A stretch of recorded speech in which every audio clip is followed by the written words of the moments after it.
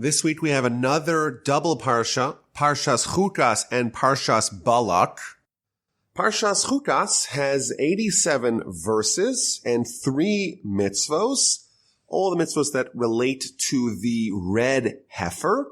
And it's a really fascinating parsha. The first chapter, chapter 19, deals with the Red Heifer, the red cow, a very unusual process that we'll read about, what to do when someone comes into contact with the dead body. They become impure. There's various restrictions on them, and the only way for them to revert out of their state of impurity is via a potion made out of a red cow processed in a very striking and unusual way.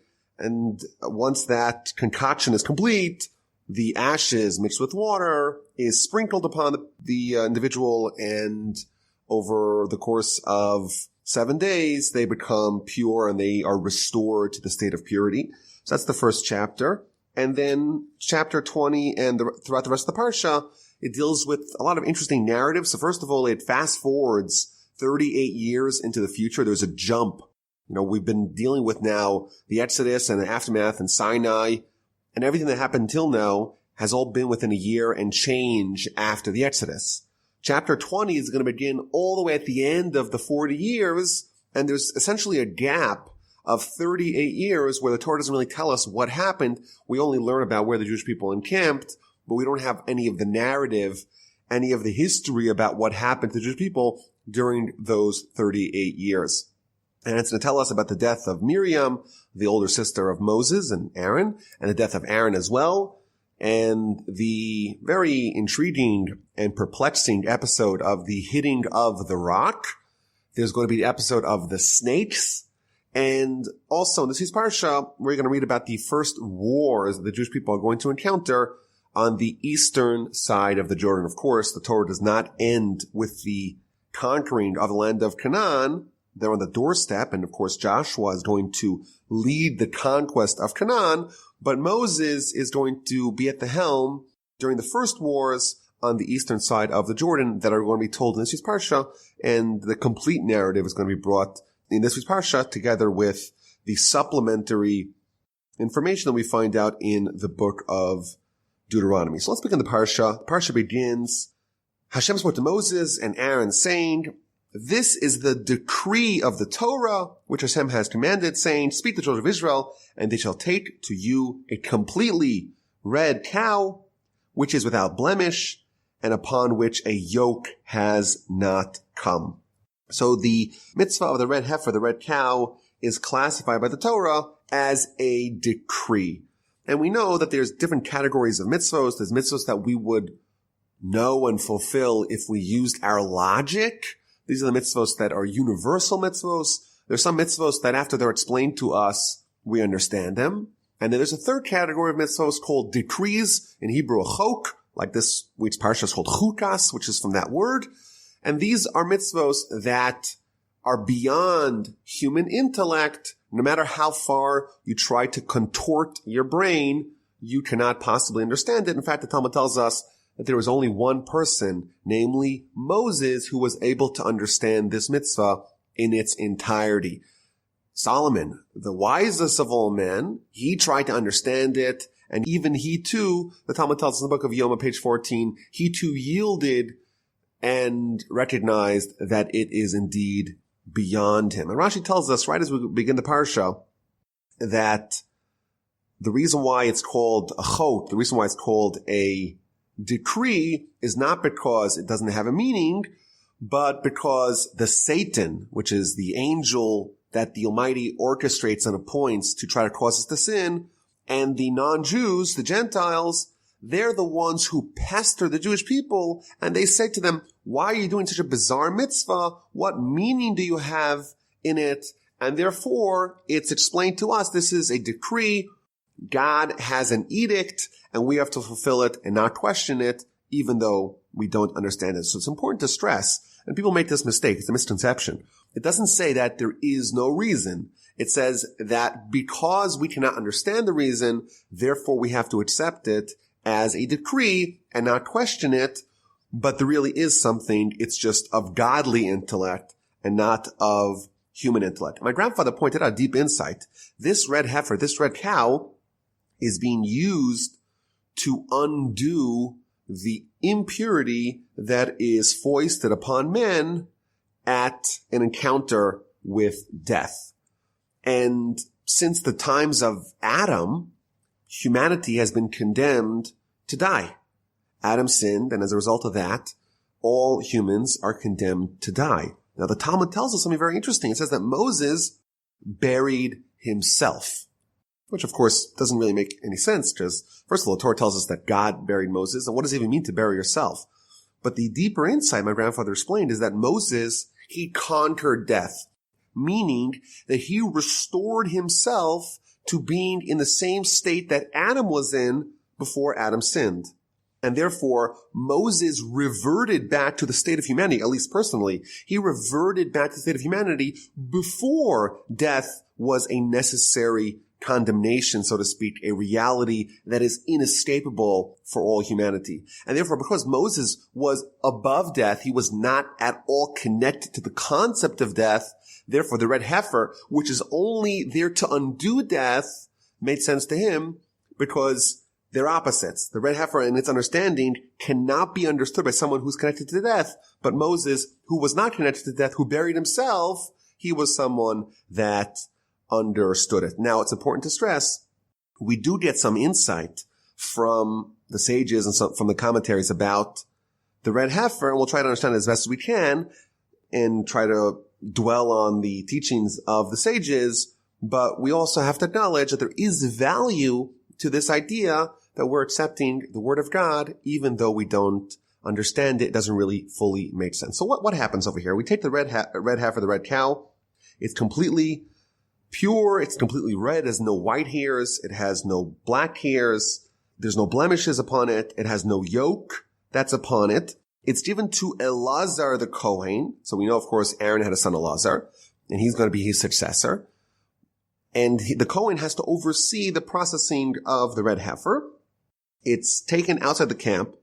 It's slaughtered in the presence of Elazar the Kohen, which is like the vice Kohen Gadol, the vice high priest. They take some of its blood. They sprinkle it towards the tent of meeting. So it's done outside. It's processed outside of the temple grounds, the tabernacle grounds. And then it's sprinkled towards the tabernacle or the temple grounds. And then the cow is burned with everything that's in the cow. And into that fire, there is a concoction, ingredients, cedar wood and hyssop and crimson thread. All that is thrown into the fire. The Talmud tells us that they would actually throw a lot of wood into this fire because we're trying to create ashes. The ashes of the red heifer is what's actually used for the processing of the red heifer purification process. And because the red heifer is a exceedingly rare commodity, not to find red heifers or red cows in general, you see a lot of them, but to find a cow that is entirely red or entirely brown or bronze and has no white or black hairs, that is something which is vanishingly rare, and therefore we have to try to create as much of this ashes as possible to last us as long as is needed. And therefore they add more fuel to the fire, more wood to the fire to make more ashes. And once we're done, we have a huge pile of ashes, and then a lot of the unusual aspects of this law kick in. The Kohen who oversees it, he becomes impure, and he has to immerse his clothing and immerse himself in water. And the one who burns it also becomes impure. And the one who gathers it also becomes impure. So it's an unusual thing. It's a process to attain purity, but it's also a process that necessitates impurity for some of the people that are overseeing and orchestrating the process of purity for others. And the one who, by the way, sprinkles it on the people who became impure, he also becomes impure. He starts off as pure, becomes impure, and the people that he's sprinkling it upon, they start off impure and they become pure again, which is a little bit of a confusing idea. It's a process of purity, but it garners impurity as well. So we have now all these ashes, and they are placed in various places for safekeeping. And whoever becomes impure by touching a corpse or coming into close contact with a corpse, they become contaminated. They can't walk into the tabernacle. They can't eat sacrifices. If they do, it's terrible. They get cut off from the Jewish people. And in order for them to become pure, they have to take this ashes. The ashes are mixed with water as well, and it's sprinkled upon them after they come in contact with dead people on day 3 and day 7, and they become pure, and they're once again allowed to enter the tabernacle and eat sacrifices, etc. And the chapter ends, "This shall be for them an eternal decree, and the one who sprinkles the water of sprinkling shall immerse his clothing, and the one who touches water of sprinkling shall become contaminated until evening. Anything that the contaminated one may touch shall become contaminated, and the person who touches him shall become contaminated until evening." So let's try to understand what is the extent of what we could understand in this whole idea, the red heifer. Let's try to see what the sages tell us. So Rashi tells us a very interesting idea. Rashi tells us that this is somehow connected to the episode of the golden calf. Of course, a calf is a baby cow. So we have the sin of the Jewish people that really caused a lot of the events that followed to happen. That sin was with a golden calf, a small cow. And now we have the big cow, the red heifer, the mother cow, so to speak, not the calf, the mother, which is somehow a remedy for the sins of the Jewish people. So Rashi tells us a very interesting idea. It tells us that it's a parable for a woman who works for the king, and she's like a maidservant, and she has a son who's running around the palace, and the son defecates on the floor of the king. So what does the mother do? The mother comes and she cleans up the excrement of her son. That's the parable. And similarly over here, says Rashi, we have the baby calf, the baby cow, the golden calf, which is the sin, so to speak. That's the excrement of the Jewish people. Comes along the red cow, comes along the mother, and the mother cleans it up. So obviously there's a very deep idea that the red heifer and the golden calf are connected, but maybe we could say on a big picture idea that after the Jewish people received the Torah, they essentially were restored to the state of Adam pre-sin. They became like Moses. They had prophecy. They were at a very heightened state of connection with God. And our sages tell us that had they maintained that, had they perpetuated that, had they not sinned in the sin of the golden calf, then they would have conquered death. They would have been on that very high level and would have reverted to pre-sin state of Adam. But of course, after the sin of the golden calf, they were downgraded to being standard issue humans. Of course, humans with the tremendous experience of the Exodus and Mount Sinai, but they were no longer impervious to death. Their sin had degraded them a level. And therefore, we have the remedy to that. The way to undo that is via the red heifer. And maybe on a deeper level, we could say another idea that the golden calf, it wasn't just some mindless idolatry the way you maybe could read it. The way we understand it is the Jewish people wanted to either isolate one characteristic of God. And in fact, if we study the descriptions in Ezekiel about the prophecy of Ezekiel and the visions of Ezekiel, we find that part of the vision is a cow or a bull or a calf. And at Sinai, it's possible, at least the way the Ramban explains it, the Jewish people had a vision akin to the one of Ezekiel, and they wanted to create a monument to one aspect of the way God treats us, namely the aspect of judgment, which is personified, which is embodied by the cow, by the heifer, by the calf, and therefore they made the golden calf. It wasn't that they wanted to reject God, it's just they wanted to isolate one characteristic of God to the exclusion of the whole concept of God, which of course has no parts. And because they made that mistake, they have to restore it, they have to undo it, perhaps by something that they don't understand. The idea of the red heifer being something which is beyond us, that's a feature, not a bug, because that connotes complete and total commitment to God. When someone says, I'm doing something and I don't understand it, that shows that they have yielded, they have lowered themselves, submitted themselves to God, and accepted him in totality and submitted themselves to him. And therefore, it's almost like the concept of the golden calf and the concept or the attitude motivating the red heifer are exact opposites. The golden calf, people say, oh, we understand God, and we understand how to embody it, how to personify it, how to create a monument to it. And now we say, okay, let's undo that by saying we don't understand it, and we're not going to give a certain testament to it, and we're going to say it's beyond us, and we're going to do the red heifer, which is something we can't understand. And there's another wrinkle, of course, that the red heifer is the mother of the calf, and that, of course, represents the idea that everything the child has is something that has its roots in the mother. Similarly, the characteristic of God is not some isolated entity, but it is part of the grand unity, the grand singularity, the grand one source, which is, of course, God.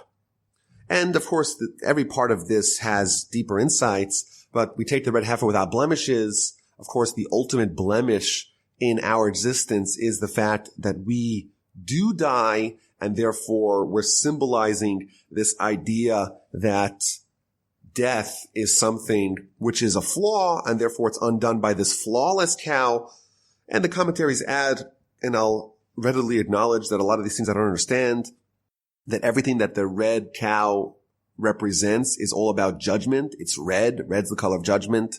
It's a cow. It's a calf, which represents judgment. It has no white hairs or black hairs, which also represent judgment. And the Ramban speaks about this, the Or Chaim as well. The Or Chaim adds that no yoke was placed upon it. A yoke, of course, is about submission, which would reduce judgment. And therefore, there's no yoke upon it. So it has complete judgment. Of course, these are very advanced ideas, and we have to acknowledge we don't really understand it. But that's the basic idea, or some of the thoughts that we find in amongst our commentaries about what the red heifer represents. Now, it is interesting that the Torah tells us in verse 3 that Elazar, he oversees the commoner who slaughters the red heifer, but it's Elazar the Kohen, not Aaron the Kohen. At this point in time, Aaron's still alive. So it's an interesting question as to why exactly Elazar, the vice high priest, not Aaron, the high priest himself, why is Elazar overseeing the red heifer? And the Ramban gives a few answers. He says that this is about training Elazar. He's going to be the future high priest, and therefore he's given the role, but of course the high priest could do it himself as well. Alternatively, Aaron was so great, he was so holy, that for him to do a service outside of the temple, outside of the tabernacle, it would be beneath his dignity. Rashi adds an interesting twist. Rashi says, we know Aaron, he participated to some extent in the sin of the golden calf, and therefore with the red heifer, which is there to undo the golden calf, it's inappropriate to bring Aaron there based upon the idea that you cannot take a prosecutor and turn him into an advocate. Vis-a-vis the golden calf, Aaron is a force of prosecution, and therefore he cannot come and contribute towards the remedy, towards the healing, because he's someone who is forever associated with the prosecution with the sin of the golden calf. So that's the basic idea. There's another important thing I want to just mention quickly. In verse 14, there's a famous teaching in Talmud. The verse says, this is the teaching regarding a man who will die in a tent. Whenever it says the word tent in Jewish literature, it harkens back to the tent of Jacob. It harkens back to the study of Torah. And the Talmud tells us that if someone wants to truly immerse himself in the tent, they have to die over it, so to speak. Says the Talmud, the Torah, the words of Torah are only find continuity with someone who dies over it. And quotes this verse, 19:14, this is the Torah, a man who dies in the tent. Meaning that the relationship we have with Torah is that we submit ourselves to God and to Torah. We render ourselves like a clean slate, eager and willing to listen and absorb God's wisdom. And that is the correct attitude to have Torah flourish within us. So that's chapter 19. Chapter 20 begins the narrative portion of the Parsha. The children of Israel, the whole assembly, arrived in the wilderness of Tzin in the first month, and the people settled in Kadesh. And Miriam died there, and she was buried there, and there was no water for the assembly, and they gathered against Moses and Aaron. So this verse from chapter 19 to chapter 20, it fast forwards 38 years towards the end of the 40-year duration of the Jewish people's time in the wilderness. Now, what happens in between is something we don't know, and the Rabbeinu Bachai, he tells us that the episodes of the Torah and the prophecies of the Torah only happen in the beginning, the first year, and in the last year. And the commentaries explain that there was a period in the middle where God, so to speak, hid his face. And that probably relates to the episodes we read previously in the book of Numbers, the sin of the spies, the sin of the scouts. And God said, okay, you're all going to die. We're going to filter and recycle you through you, so to speak. And a new generation is going to enter. That generation that was rejected by God, so to speak, it seems like the prophecies that we find in the Torah were not conveyed in their presence once the sin of the spies, of the scouts, happened and the verdict was handed down that these people are going to be killed or they're going to die before the entrance into the land of Canaan commences. So we're now 38 years later, and Miriam, the sister of Moses, dies, and right away there is no water for the assembly. And everyone, of course, is freaking out because there's no water and you're in the middle of a wilderness, in the middle of a desert. So first of all, there's an interesting Rashi here. Rashi tells us that there's a juxtaposition between the episode of the Red Heifer and the death of Miriam. Why are they put next to each other? This teaches us, says Rashi, that just as sacrifices atone, so too the death of the righteous provides atonement for the people of Israel. A very interesting idea, that just as the red heifer, of course, provides purification and sacrifices in general provide atonement, similarly, the death of the righteous provides atonement. Now, I saw an interesting comment here by the Kli Yakar, one of the commentaries that we find on the Torah. A very advanced idea. He tells us that there's 4 places in the Torah where this idea is being conveyed, that there's a juxtaposition between 2 episodes to teach us this kind of idea. For example, it tells us in the book of Leviticus, where the sons of Aaron died, right afterwards we read about the Yom Kippur services, and that tells us what's the juxtaposition, because when the righteous die, it's like Yom Kippur. It provides atonement. That's the first time. And then we have over here, and then we have later on the story of the death of Aaron, and that's juxtaposed to the garments of the high priest, and that tells you that the garments of the high priest provides atonement. And finally, we have the death of Aaron when it's retold in the book of Deuteronomy. That is juxtaposed to the breaking of the tablets to tell you that the death of the righteous is equivalent to the breaking of the tablets. So he points out something very interesting. There's 4 places in the Torah where sages tell us what the death of the righteous means. What's the impact? And then he tells us a very deep and powerful idea. He says each one of these 4 episodes, each one of them corresponds to one of the 4 benefits that a righteous person, that a tzaddik, benefits their generation. So for example, number 1, here we have the story of the death of Miriam. And then right away, what happens? There's no water. And we find out that the reason why there's no water is because the water that was provided to them for 40 years was provided to them via the merit of Miriam. So this is one element of the benefits that the righteous provide to their generation, that they provide nourishment. And he quotes the sages in the Talmud. Talmud says that when there's a righteous person, the nourishment that is given to the whole world is done in their merit. That's the first idea. The second idea is that a righteous person, a Torah scholar, a Torah sage, teaches the nation Torah. And therefore, when they die, it's like the breaking of the tablets, because the connection to Torah is weakened via the death of the righteous. And therefore, when Aaron died, it's juxtaposed to the destruction of the first set of tablets. The third concept, the third benefit that the righteous give us to the generation, to the nation, is equivalent to garments. Just as you have a garment, it provides warmth, it provides comfort, it provides shelter. Similarly, when the righteous are present and when the righteous are alive in a generation, they provide protection, they provide comfort for the nation. And we'll read a little bit later on in this week's parsha. When Aaron died, the clouds that had enveloped the nation for the duration of the 40 years, they ceased and they stopped. And that's similar to the idea of garments, that they were a protective sheath for the nation. That's another element of the benefits that are given to us by the righteous. And finally, the death of the righteous provides atonement, because a righteous person provides atonement for the generation, and therefore, just like Yom Kippur provides atonement, so too the righteous provides atonement to the generation when they pass, and that is another benefit that is given to us by the righteous. Very interesting idea that the Kli Yakar here tells us, that there's 4 times in the Torah where this concept is revealed, and each one of them is revealing a different component, different aspect of the benefits that a righteous person, that a tzaddik, gives us as the nation when they are alive and in their passing.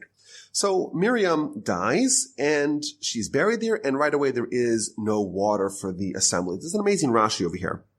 Rashi tells us that from here we learn, from these 2 verses, verse 1 and verse 2, Miriam died and there is no water, we find out that the well that had been following the nation for 40 years was done in the merit of Miriam. Now the Talmud in the book of Tainus tells us that eventually, and we'll read about the story a little bit later on, it's brought back, the water, and the well is restored by Moses and by Aaron. They're going to pray, of course, they're going to hit the rock first, and that's going to cause a problem. It's going to be a sin. But ultimately, the water came back because of the 2 brothers of Miriam. But initially, the well that had followed the Jewish people was the byproduct of the merits of Miriam. But if you read Rashi very critically, you find out a deep insight. Here, Rashi is telling us that because when Miriam died, the water stopped, only then did everyone realize that the water had come because of Miriam. Which means that for the course of 40 years, a nation of millions of people are drinking water every single day, billions and billions, maybe even trillions of glasses of water that they're drinking from this miraculous well that has been following them. And no one knew that this was all in the merit of Miriam. No one knew. And then when she dies, only then does it become clear to them that it happened because of her. And the commentaries add that when she died, there wasn't the proper eulogizing, there wasn't the proper mourning, and that's why they lost it. Had they realized who she was, they could have maintained her merit. Because the nation didn't realize who she was and what she was doing for them, that's the reason why they lost it. So everyone's thirsty, and they come to Moses and Aaron. There's no water, and please provide us water. But of course, they complain a little bit. You took us out into the wilderness. We're all going to die, us and our animals. Why'd you bring us up from Egypt to bring us to this evil place? There's no water. And Moses and Aaron, they go into prayer and into prophecy with God. And God tells Moses, take the staff, which is the staff that we read about in last week's parsha, the staff of Aaron that had sprouted almonds, and gather together the assembly, you and Aaron, and speak to the rock before the eyes of the nation, and it shall give its water. You'll be able to restore the water-spewing rock that we've had till now if you talked it in front of the entire assembly. You shall bring forth for them water from the rock and give drink to the assembly and to their animals. So what happens? So Moses takes the staff, and they gather the nation. And Moses speaks to the nation, listen now, O rebels. Shall we bring forth water for you from this rock? Is it possible? So Moses takes his arm and strikes the rock with his staff twice, and abundant water came forth, and the assembly and their animals drank. So if you just read that, simply you're like, this is an amazing miracle. Moses and Aaron, they convene the entire nation, they hit the rock, and water spews forth, and there's enough water for the whole nation and for their animals. But right away we read that this was a major sin. They're punished for it. Hashem said to Moses and Aaron, because you don't believe in me to sanctify me in the eyes of the children of Israel, therefore you will not bring this congregation to the land that I have given them. There the waters of strife, where the children of Israel contended with Hashem, and he was sanctified through them. So a very interesting idea here, and maybe one of the most puzzling episodes in the Torah. Moses and Aaron convene the whole nation. They do a tremendous miracle by hitting a rock, and the rock emits water. And right away God says, okay, this was a sin, and this is not just any kind of sin. This is a sin that demonstrates that you don't believe in me. And by the way, if Moses and Aaron don't believe in God, who does believe in God? And as a result of that, neither of you are going to enter the land of Israel. You're going to die on the eastern bank of the Jordan, and someone else will lead the nation into the land. And of course, all the commentaries try to figure out what exactly did Moses and Aaron do wrong. It seems like if there was a sanctification of God in the Torah, this is it. Hitting a rock and the rock emits water, enough water for millions of people, that's a great miracle. But God says, no, you didn't sanctify me. You left the miracle on the table, and therefore you're going to be punished. It's a very interesting and problematic episode, and all the commentators voluminous commentaries on this, trying to understand what happened over here. So Rashi tells us that the sin is that instead of speaking to the rock, they hit the rock. And the Ramban asks a series, a very long Ramban here has an essay on this, and he brings Rashi. He doesn't like Rashi's interpretation. He brings the Rambam's interpretation. Doesn't like that one either. And he says, Rashi, I don't get it. If they were not supposed to hit the rock, why did God tell them to go take the staff and speak to the rock? Why would you take the staff if you're only supposed to talk to the rock? The staff, the purpose of the staff is to be used in this ceremony. Moreover, we know in the book of Exodus, Moses was told to take the staff and hit the rock. So what's wrong with hitting the rock this time? Moreover, the Ramban adds that yes, it's a miracle if I talk to a rock and the rock emits water, but if I hit it, it's no less of a miracle if it emits water. So what exactly is being diminished here by hitting the rock as opposed to speaking to it? And he brings the Rambam. The Rambam says something very interesting. He says that Moses called the nation, O rebels. Listen now, O rebels. Moses is labeling the nation as a nation of rebels. And he's displaying a little bit of anger. And as a result of that, the people thought that, hey, Moses is angry at us. You know who else must be angry at us? God must be angry at us. Because if Moses is displaying anger towards us, and he's nothing more than a funnel of God, then it must be that God's angry at us too. But of course, God was not angry at them. And therefore, the sin of Moses is that he caused the nation to make a mistake, to err in their interpretation and the understanding of what God, the characteristics, so to speak, of God was at that time. And that's a very deep idea that Moses, every one of his actions, every one of his words was a lesson to the nation. He wasn't displaying his own feelings. He was displaying what God was, so to speak, feeling at that time. And if Moses is angry and God's not angry, that is a sin that shows that there is a misalignment. There's an asymmetry between Moses and God. Moses does not have faith in God, so to speak. Of course, this is only for Moses, and at his level, this is a sin for Moses. For us, it probably wouldn't be a sin. I would say quite the contrary. It'd probably be a great miracle and mitzvah if we could do this. But for Moses, the second there's a misalignment between him and God, that's a sin for him. And for him, on his level, it's considered as if he doesn't have faith in God. He didn't sanctify God, and therefore he's not going to bring the Jewish people into the land of Israel. And of course, we have to acknowledge that this is the very basic understanding, and there is a tremendous amount of literature on this subject, and there's many other angles of this story, but that's the story in its basic form. Moses hits the rock instead of speaking to it, and whatever exactly the nature of the sin is of course a great debate. But as a result of this, and only this, Moses and Aaron are not going to be allowed to enter the land of Canaan, the land of Israel. And Moses, of course, is going to spend a tremendous amount of time trying to undo that, trying to repent for it, so to speak. But ultimately, this is going to stand, and Moses is going to pass on the eastern side of the Jordan, outside of Israel. Now, there is an amazing Rashi here in verse 13. The verse says, "They are the waters of strife." These waters, the waters of the rock, are the waters of strife. So Rashi tells us, invoking Pharaoh in Exodus, when Pharaoh, when he was worried about the Jewish people having a savior, his forecasters, his necromancers, his stargazers, his astrologers told him, we see that the savior of the Jewish people is going to be born, and he is going to be stricken with water. Therefore, throw all the Jewish babies into the water.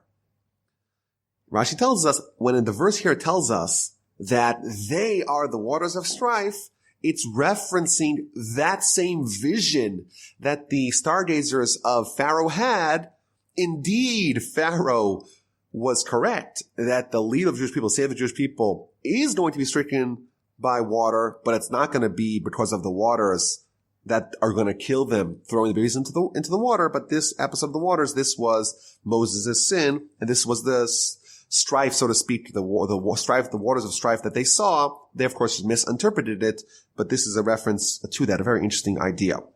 And the episode ends by telling us that God was sanctified through them. And again, Rashi tells us, and this is an idea that we saw earlier, that when God punishes the righteous, that is a sanctification of God, because everyone who's not righteous says, oh my goodness, if God is so serious with the righteous and he punishes them for what we consider the most minor of sins, what does that portend to us? And the lesson that the nation takes when they see God punishing the righteous is a lesson that provides sanctification for God, because they all take the lesson home, and therefore the punishment of the righteous is indeed something which God is sanctified through. And I would just add, and this is of course dicey territory, but the people who ask the question, where was God in the Holocaust? Of course, it's a very difficult question to grapple with, but the question of why the righteous died in the Holocaust is a different angle. And here we see a little bit of a Jewish perspective of that when the righteous die or the righteous are punished and comparatively less righteous people are not punished or not punished by the same severity, here's a little bit of a wrinkle of understanding that this provides more of a lesson, more of a sanctification than when the wicked or the less righteous are punished. And then verse 14, we begin reading about the encounters that the Jewish people had with the various nations that are blockading their entrance to the land. Of course, the eastern border of the land of Israel is the Jordan River. And you have the west bank of the river, which is in the land of Canaan, the land of Israel proper. And then you have the eastern bank, which at that time was occupied by all kinds of nations.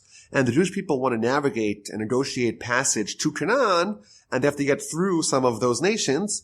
So they begin, and this is the first encounter with a foreign adversary in the Parsha, they begin with Edom, with the nation of Edom. So Moses sent emissaries from Kadesh to the king of Edom, and he reaches out to the nation of Edom. Edom, of course, is from the family of Esav, of Esau.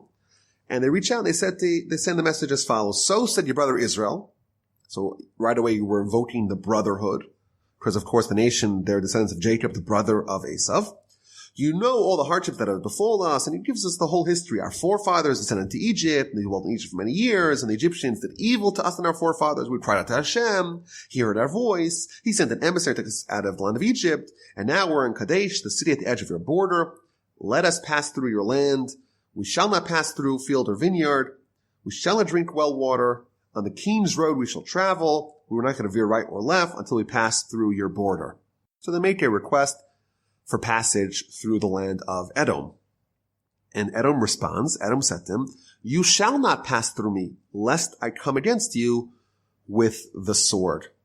And the people persist, the nation of Israel persists, and they say to them, okay, maybe we can have a different arrangement. We should go through on the highway. If we drink water, me or my flock will pay the price.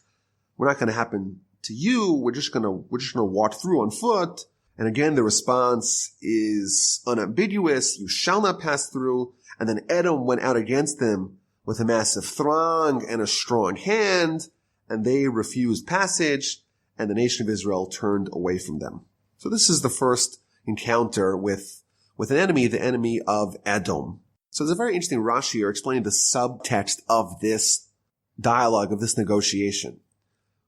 The people of Israel begin, we are your brothers. What is the reason why the brotherhood is being invoked here?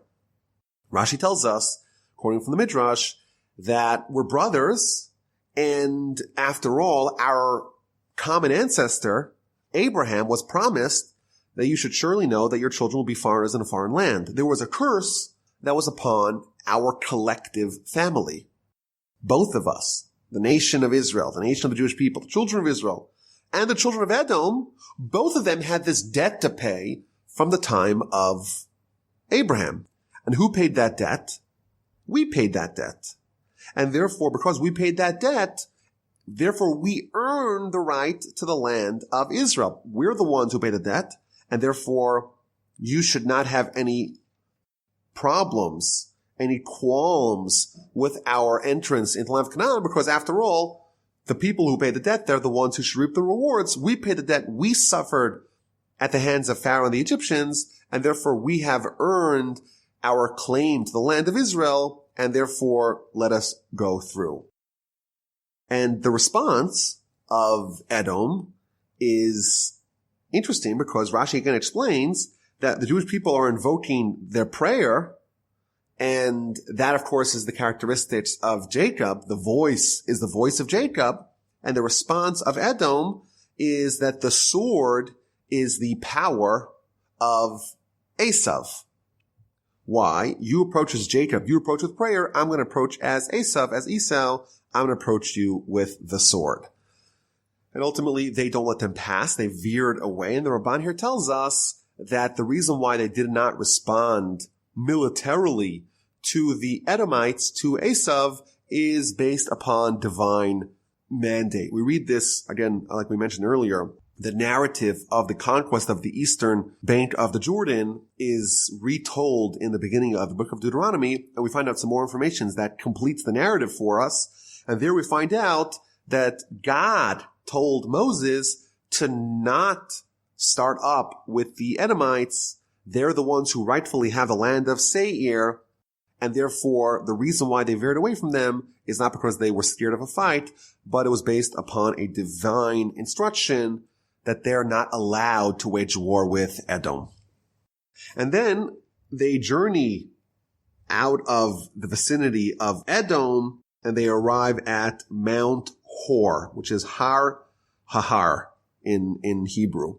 And the word Har means mountain, and Har Hahar means mountain upon mountain. So Rashi tells us this looks like a fruit. If you would have an apple on top of an apple, a mountain on top of a mountain, you would have Har Hahar, Mount Har, which is the mountain upon which Aaron is going to be buried. And this is on the border of the land of Edom, and Moses is instructed by God, Aaron's going to die. He's not going to enter the land because of the waters of strife. Again, exclusively because of that sin. Take Aaron and Elazar, his son, bring them on top of the mountain, take off Aaron's special garments that are reserved for the high priest, and dress his son Elazar, who is dressed with the 4 garments of a regular priest, and upgrade him to be the replacement, to be the successor of his father as the high priest, and Aaron is going to die.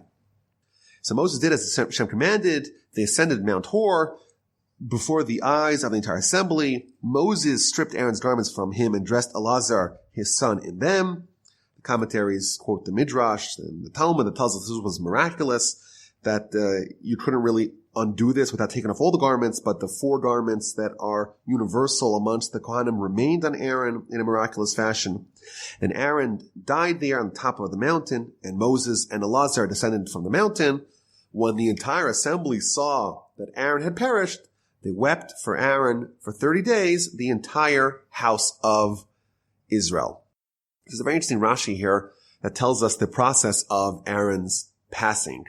It tells us that they entered into a cave, and they saw in the cave a bed spread out and a candle lit, and Aaron was told by Moses, go on top of the bed and extend your hands and open your mouth, close your eyes, and that's how he died. And the way it's described in the Talmud, he died with the death called kiss, almost as if the mouth, which is the conduit through which the soul came through into us, that's just extracted seamlessly from the mouth via, so to speak, a kiss, which is, of course, on a deeper level telling us that Aaron's soul was so pure, it did not need to navigate any sort of resistance. It was put in seamlessly. It was taken out as equally seamlessly to indicate that he was entirely righteous. And people who were entirely righteous, they die with this level of death.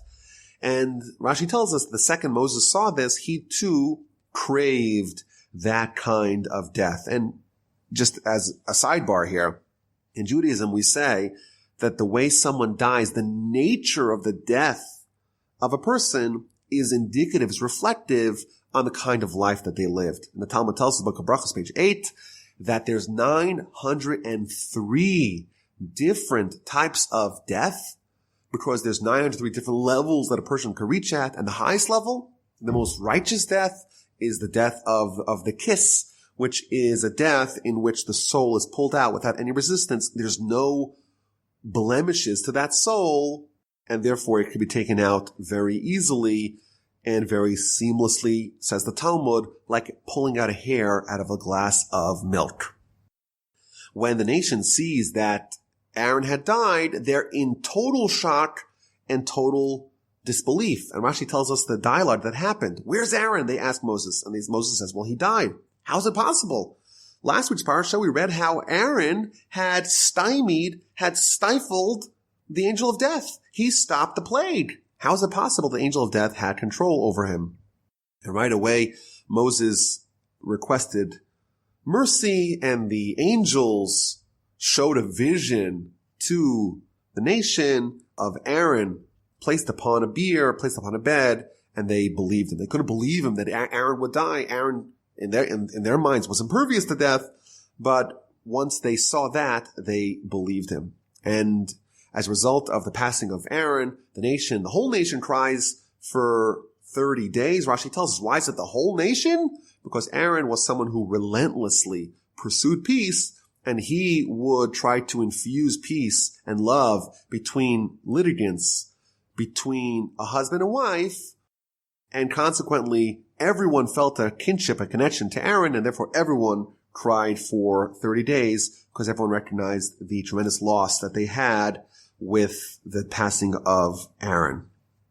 And right away, we read chapter 21 that Amalek, masquerading as a regular Canaanite nation, they discover the whereabouts of the people of Israel, and they attack, and they took a captive from the nation of Israel. And here's the second juxtaposition of a death of a righteous one, the death of Aaron, to the attack of the Canaanites. And Rashi tells us that when Aaron died, the clouds of glory that had camouflaged the nation disappeared, and therefore the nation is suddenly exposed to the enemy, and the enemy attacks, which means that the nation is traveling within this invisible bubble, this enveloping cloud, and therefore they could go wherever they want undetected. But now once Aaron dies, the cloud goes away, and therefore their whereabouts are known to the enemy. Now Amalek is acting quite sinisterly because they are attacking as Canaanites. You read the verse says the Canaanite king of Arad, they heard about the Jewish people and they attack. But we find out from Rashi, these are not regular Canaanites. These are specifically the southern dwelling Canaanites, which is Amalek. And Rashi tells us why did they masquerade as Canaanites? Because they spoke the land of Canaan and they camouflaged themselves because they wanted the Jewish people to pray for salvation from the Canaanites and therefore to say an incorrect prayer because it's not the Canaanites, it's really the Amalekites. And therefore the prayer would be inefficacious and therefore they would be able to win. Very deep insight. If you're praying to survive the encounter with the enemy and you say the wrong name of the enemy, you say Canaanites instead of Amalekites, your prayer might not be effective. And therefore we see indeed there was a captive. And of course there's a variety of lessons over here, but one of them is with respect to prayer. Prayer has to be precise. Almost like if you put in a website address and you spell incorrectly, it doesn't matter how many times you hit the enter button, it's not going to work. Similarly, prayer, you're asking God for something specific, and if you say the wrong thing, even though, of course, God knows what you really want, but prayer is such a powerful tool, and it has to be marshaled correctly, and therefore if you say it inaccurately, it's not going to work. There's a story with Rabbi Akiva Eiger, one of the great sages of the late 18th and early 19th century. There was a prayer that he was saying, and someone told him, pray for this person, for this and this name. And he's like, this is the wrong name because I feel resistance to the prayer. And indeed, it turned out that it was the wrong name. And that's why the prayer was not immediately efficacious. So they have an encounter with Amalek. And indeed, Amalek is successful in taking a captive. Rashi tells us this is only one maidservant. And this, I think, reveals an insight that for us, any degree of casualties of war is too much to bear. And we see this amongst other nations, when there's an exchange, a prisoner exchange, there's one Israeli soldier and there's 5,000 terrorists. And the asymmetry is reflected over here because the Jewish nation, no loss is tolerable. And here we see a focus that we lost, and who did we lose? We lost one person, and who was that? It was a maidservant. You would think that would not even register, but here we see an insight, the Jewish people, when we have war, any degree of casualty is something that we cannot bear. And the people pray to God, and they make a vow, if you deliver the people into my hand, I will consecrate their cities, meaning I will dedicate the spoils of war to God. God heard their voice. And he delivered the Canaanites, and indeed they kept their promise. They consecrated them and their cities, and they named the place that they conquered, they named it Charma. After that war, the war with Amalek, they retreated a little bit, and they went back in the direction where they came from to circle around the land of Edom, but the people got really frustrated with this detour, and they started complaining, why do you bring us out to the land of Egypt? We're going to die in the wilderness. There's no food. There's no water. We're disgusted with the manna, with this insubstantial food. And God sent the fiery serpents, the venomous serpents, to go kill the people because they were complaining. And a large multitude of Israel died. They started retreating. They started going in a circuitous route. And the people are so frustrated. We're finally on the doorstep of Canaan, and now we're going back around. They start complaining. And God responds with a fitting punishment by sending after them the venomous snakes. And Rashi tells us that the snake, the primordial snake of Genesis, spoke evil, and therefore these people speaking evil, and therefore it's appropriate for them to be punished with snakes. And in addition, Rashi tells us the second reason why God sends snakes is because a snake, everything tastes like dust. And here the Jewish people, they show ingratitude because they have the manna, which tastes like anything that you want it to taste like, and therefore it's appropriate. When you complain about the manna, it's appropriate that you're attacked with snakes because the manna is the exact opposite of any snake food. The manna tastes like anything, and the snake food tastes all the same. So the serpents are attacking the Jewish people. They complain to Moses. Moses prays to God, and God says to them, okay, I'll give you a solution. Make a pole Upon the pole put a fiery serpent. Anyone who is bitten by the serpent will look at it and live. So Moses makes a serpent of copper, placed it upon a pole, and indeed, when a serpent bit any person, they would stare at the copper serpent and they would live. So this is, of course, a miracle. And Rashi quotes the teaching from the Talmud in the book of Rosh Hashanah. What does it mean to look at this staff, this fiery serpent staff? What does it mean? Of course, it's not to tell you that the snake kills, nor does the snake give life. But when you look up to heaven and you pray, then God will save you. And the Ramban adds that this is to remind us that not only does God give life, but God also kills. Yes, the remedy of the snake bite comes from God, but certainly the snake bite itself also comes from God. And then we read about another encounter, this time with the Amorites, and something really miraculous happens. And Rashi fills us in the details that they were waiting in ambush in caves between two mountains, and their plan was when the people passed beneath in the valley between these two mountains, they're going to pummel them with all kinds of weaponry, and they're going to kill them in this way. And God made a miracle that the two mountains temporarily clasped together, crushing them to death. And we get a very vivid description here in Rashi that their blood and their guts and their limbs were all crushed by these two mountains that clasped together, and it all fell down into the valley. And as a result of that, we read this song of the book of the Wars of Hashem, which is the song based upon the miracle that happened. And Rashi tells us that the well that was now following them from the rock gathered up all the blood and all the limbs of the dead Amorites that had laid ambush for the people. And when the people saw that, they started singing. And this is one of the songs of the Torah, a song of tremendous thanks to God for this wonderful miracle. Now, there's an interesting question Rashi tells us here in the end of his commentary on this song. Why does the song not mention neither God nor Moses? And he tells us a very interesting idea, because Moses, after all, he was somewhat culpable with the sin of hitting the rock, and therefore this well, this spring, is somehow associated negatively with Moses, and therefore it's inappropriate for to have his name labeled on this song, and consequently it's inappropriate to have God as well, because God said, so to speak, if you don't include Moses, don't include me. And we also find out from Rashi a very interesting idea that the well of Miriam eventually embedded itself in the Sea of the Galilee.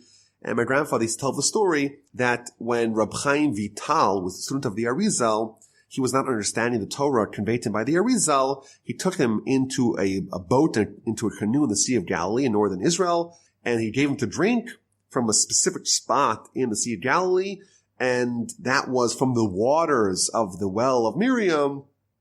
And once he drank that, the well springs of wisdom were opened for him. My grandfather also added that when he went to Tiberias, he went to Tveria, he really wanted to drink from that water, but no one knew exactly where it was. And my father told me that he remembers going to Tiberias with his father, with my grandfather, and him asking around trying to find where that water was. Really interesting. So that was a third encounter with the Amorite contingency that was trying to kill the Jewish people in ambush. And then we read about the fourth encounter, this time with Sichon, the king of the Amorites. Again, there is a request for passage. And again, there is a negative response. And Sichon, instead of yielding, he engages in war. And again, Israel smote him with the edge of the sword to possession of his land, his whole land, and they settled it. This was a very powerful nation. This was a nation that stood at the vanguard of the land of Canaan. It was a mighty nation. It was a nation that was inconquerable, and there was a miraculous defeat of this mighty enemy. Despite the fact that the Jewish people reached out with peace overtures, they were rejected, and indeed the defeat was very miraculous. And finally, we read about the fifth encounter with Og, the king of Bashan. Again, they also battle with the Jewish people, and Moses is told by God, don't fear them. I'm going to deliver them into your hands like I delivered the Sichon, the king of the Amorites. And indeed, they smote him, his sons, and all his people until there was no survivor left among them, and they took possession of his land. So these twin powers that were on the edges of the land of Canaan, Og, the king of Bashan, and Sichon, the king of the Amorites, they were both conquered and their lands were acquired by the people of Israel. And indeed, some of the people, we'll read about this a little bit later on in the book of Numbers, some of the tribes decided to permanently dwell on the eastern side of the Jordan in the lands conquered from the Amorites and from the Bashanites. And the next parsha is going to deal with another kingdom, the kingdom of Moab. They see what the Jewish people did to the kingdoms of Bashan and of the Amorites, and they get terrified, and they resort to a very unconventional weapon to try to stymie and stifle the Jewish people, and that is trying to commission Bilaam, the Gentile prophet, to curse them. Thus concludes the parsha, the fifth and final encounter of the parsha with the enemies. They destroy the king of Bashan. Og, the king of Bashan, is destroyed. There's a total victory, and the children of Israel journey and camped on the plains of Moab, on the banks of the Jordan, opposite Jericho. They are ready to enter, and the rest of the Torah essentially is going to be the Jewish people at this location in the plains of Moab on the banks of the Jordan River. Parshas Balak has 104 verses. It doesn't have any mitzvos, and the entirety of the parsha is a narrative, namely the narrative of very unusual, very interesting characters that are trying to curse the Jewish people. Now, it's very interesting that with the exception of the final 9 verses, the entire parsha is presented from the vantage point, from the perspective of the enemies of the Jewish people. And I don't think, with the exception maybe of a few verses at the beginning of Exodus, I don't think that we have a parallel to this where the perspective of the Torah, of the narrative, is not from the Jewish people, but instead from the perspective of their enemies. So it's very unusual that we have this whole story, a whole parsha, based upon following the story of Bilaam and Balak as they're scheming to try to curse and to try to destroy the Jewish people. Now, just as a way of introduction, the central character of the parsha is Bilaam or Balaam, and he's a very unusual character in Jewish literature. So, for example, the Talmud in the book of Sanhedrin tells us that all Jewish people have a portion in Olam Haba, have a portion in the afterlife, in the world to come. And then it lists several exceptions. There are people who, by dint of their character, their behavior, their deeds, their sins, they lose their portion of Haba, they forfeit their portion in the afterlife. So it lists people who don't believe in the Torah, people who don't believe in the afterlife itself, people who are heretics. And then it lists individuals that also have lost their portion. And it lists several famous sinners amongst the Jewish people. And it also lists Bilaam. Now, it's a little bit unusual because the structure of that Mishnah, of that teaching of the Talmud, is that all Jews have a portion of Olam Haba, have a portion of the world to come. And these are the Jews that are the exceptions to the rule that they lose their portion in Olam Haba. Now, Bilaam, of course, he's the prophet from the non-Jews. And therefore, you would never think from the beginning of the Mishnah that he would have a portion in the world to come. And therefore, it's a little bit odd that we're told that he loses his portion. Moreover, there is an intimate connection between Bilaam, the greatest of the prophets of the non-Jews, and Abraham, of course, the founder, the patriarch of our nation. The Mishnah tells us in the end of Pirkei Avos, whoever has these 3 characteristics is a student of Abraham, and whoever has these 3 other characteristics is a student of Bilaam, the wicked one. If you have a good eye, if you have a humble spirit, if you're content, you have a limited appetite for physical things, then you're a student of Abraham. Whereas if you have an evil eye, a haughty spirit, a rapacious appetite, then you are a student of Bilaam, the wicked. It's almost as if we're told there's 3 hallmarks of the students of Abraham, and the opposite of those 3 are the characteristics of the students of Bilaam. And the commentaries note that Bilaam, in effect, these 3 characteristics, they include all the negative character that exists. And the 3 positive characteristics found in Abraham include all the positive characteristics that exist. So I think from the unusual treatment that we're getting of Bilaam in this parsha and throughout Jewish literature, it seems like there's an emphasis to study this individual character almost as if he is the perfect example of the worst kind of person you could be. And therefore we're studying his story and we're given an entire parsha from his perspective because we need to study how exactly to not behave. We have to dwell a little bit on the character that's the exact opposite of Abraham. We have to learn what are the characteristics that would make a person forfeit their portion in Olam Haba, the portion in the afterlife. So the parsha begins, Balak, the son of Tzipor, saw all that Israel had done to the Amorites. In the end of last week's parsha, we had the beginning of the battles the Jewish people had on the eastern bank of the Jordan River, and they destroyed the Amorites. And now Balak, who's the king of Moab, one of the other nations that resides on the eastern bank of the Jordan, now they're worried. Moab became very frightened of the people because it was numerous. Commentaries note that Sichon and Og, the two mighty kings that were destroyed in last week's parsha, were very, very strong. And now we have Moab, who's comparatively smaller and weaker, and they are very nervous because if the mighty empires were decimated by the Jews, certainly the more smaller and weaker ones are increasingly vulnerable, and therefore they resorted, as we'll see in the parsha, to unconventional warfare. And Moab was disgusted in the face of the children of Israel. It is interesting that this is the second time in the Torah that we see the people are disgusted by the Jews. It wasn't just over here. It was also when the Egyptians, when they hatched their plan to enslave the Jewish people, it says the same exact word. They were disgusted. And I think this really describes maybe the sentiment that undergirds anti-Semitism. Rashi tells us here, what does it mean they were disgusted? It means they lost their meaning in life. They were so agitated. They had such an irrational loathing, abhorring of the Jewish people that they couldn't live with themselves. They couldn't bear existing so long as the Jewish people were alive. And again, it seems like from last week's parsha that the Jews always reach out with overtures of peace. There's an easy solution to the dilemma. You approach the Jewish people and you say, okay, I'm interested in coming to some sort of terms, some sort of agreement. Let's have an agreement that we could both live by, and let's have peace. That's the easy solution. But here we see that they're motivated by this irrational, unusual loathing. They couldn't live. They couldn't exist. They lost their meaning in life so long as the Jewish people were around. So what did they do? Moab said to the elders of Midian, now the congregation, i.e. the Jewish people, will lick up our entire surroundings as an ox licks up the greening of the field, and Balak, the son of Tzipor, was king of Moab at that time.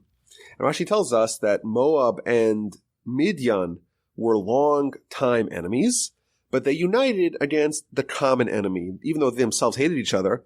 But because they both hated the Jews as well, they found a way to create a pact. Talmud tells us this is akin to two dogs that were fighting with each other. And one of them is attacked by a wolf.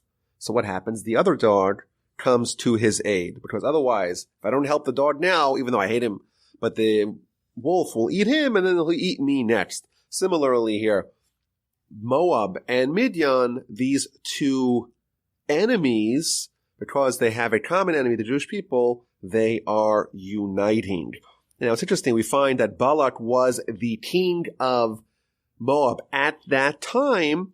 Rashi tells us that really he was only recently appointed. He was like a wartime president. He was the interim president. It was only because they saw the Jewish people trouncing Sichon and Og, they appointed someone like Balak, someone who really was not previously in the monarchy. They appointed him. He was a necromancer, a sorcerer, even greater than Bilaam.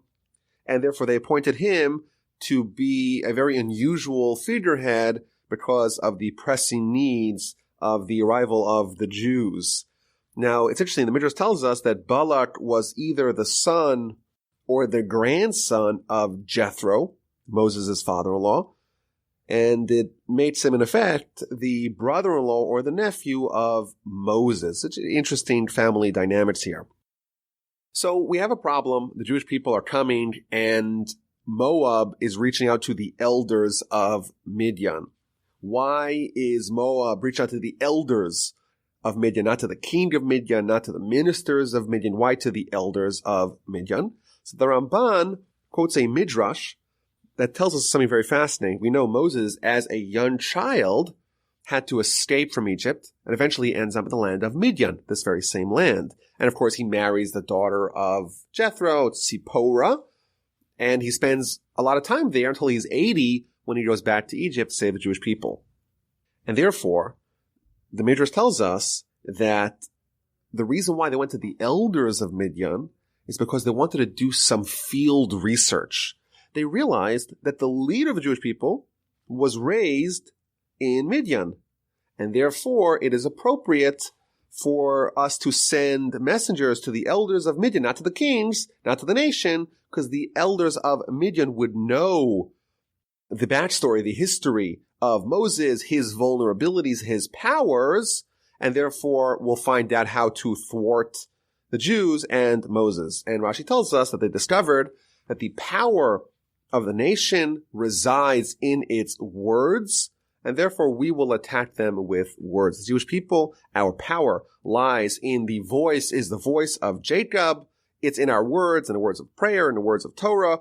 And therefore, the way to undo that, the way to attack that, the kryptonite, so to speak, of the Jewish people, is words. And therefore, they hired Bilaam, the sorcerer, to use words to curse the Jewish people. So he sent messengers to Balaam, the son of Beor, to Pesor, which is where he was, which is by the river. And we're going to summon Bilaam to go curse the Jewish people. And the message was as follows: Behold, a people has come out of Egypt. Behold, it has covered the surface of the earth. It sits opposite me. The commentaries note that it sits opposite me, that Balak and the Moabites did not know exactly where they were. And like we spoke about last week, the Jewish people were enveloped with the clouds that made them invisible, so that they knew that the enemy was there. They didn't know exactly where it was. So now, please come and curse this people for me, for it is too powerful for me. Perhaps I will be able to strike it and drive it from the land, for I know that whomever you bless is blessed, and whomever you curse is accursed. So there's a few interesting things over here. Rashi tells us right away at the very beginning an interesting idea. Bilaam is a prophet who has apparently the ability to curse and to bless.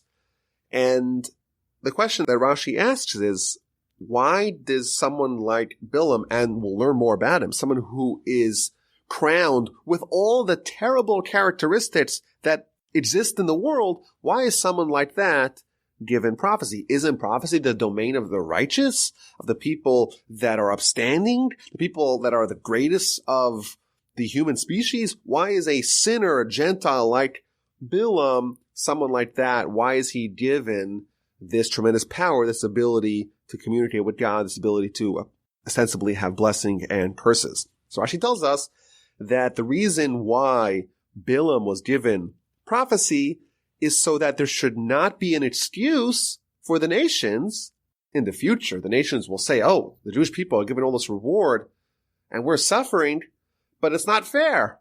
They had someone like Moses, and Moses made sure that they were behaving in the proper way. Had we had prophets equal or greater to Moses, we too would have been morally upstanding. And therefore, the non-Jews had to have a character as great, as talented as Moses, or else it would not be fair. And therefore, they were given Bilaam, who was someone who equaled or exceeded Moses in prophecy. And what happened? We see that their prophet not only did not improve their standing, the prophet actually caused terrible sins, not only for the Jewish people, as we'll see later in the Parsha, but also for the non-Jews. And therefore, we see it didn't really work out as planned. That's the idea that we find in Rashi. The Gentiles had to have someone, they had to have a prophet, and they got Bilaam, someone who had the goods, had the ability to be greater than Moses, but ended up being terribly immoral. And the obvious question on this idea is, if you have to give prophecy to the non-Jews, or else they have an excuse, shouldn't you give it to someone who's more decent, someone who's more moral? Why are you giving it to someone as corrupt, as morally suspect as Bilaam?